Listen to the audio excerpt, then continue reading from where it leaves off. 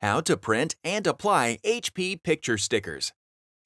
HP picture stickers are a fun way to decorate any space. They can be easily stuck to most surfaces, such as walls, lockers, fridges, and you can cut them out for activities like scrapbooking.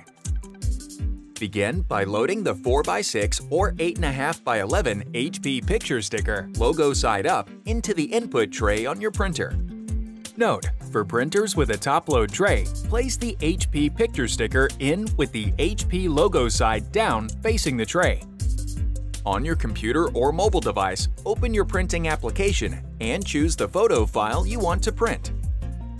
Select the correct paper size option and select the option to print. The photo comes out dry to the touch.